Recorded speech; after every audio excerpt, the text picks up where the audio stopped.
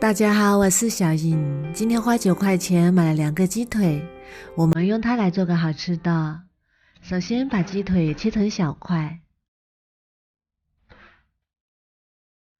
切好之后装入大碗中，然后加一勺淀粉，淀粉能有效的吸附鸡腿里的杂质和血水。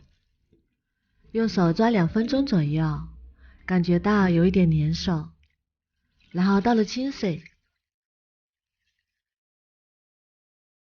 用手抓洗2分钟，然后再用流动的清水多洗几遍，清洗干净。这样洗过的鸡肉就已经很干净了，不需要焯水。然后控干水分，碗里加1勺盐，1勺胡椒粉，再加80克黄焖鸡料汁，然后用手充分抓拌均匀，腌制15分钟。再准备2个土豆，先对半切开，再切成4瓣，然后改刀切成小块。切好之后装入碗中备用。再准备一个青红椒，切成滚刀块。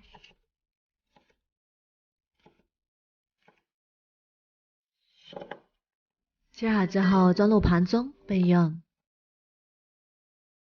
准备5瓣大蒜，切成蒜片。再准备1小块生姜，切成姜片。切好之后装入盘中备用。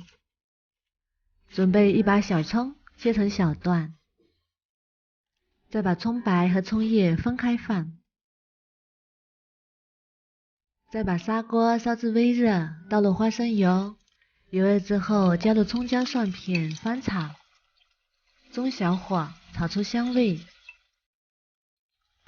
炒香之后再把土豆倒进来，再加入洗干净的白玉菇，翻炒均匀。然后把腌好的鸡肉也加进来，用筷子铺均匀。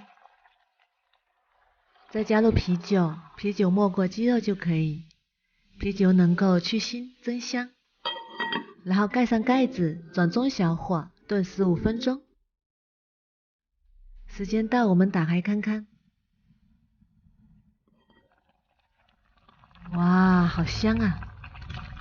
再把青红椒也加进来，再煮3分钟，收一下汤汁，煮至青红椒断生。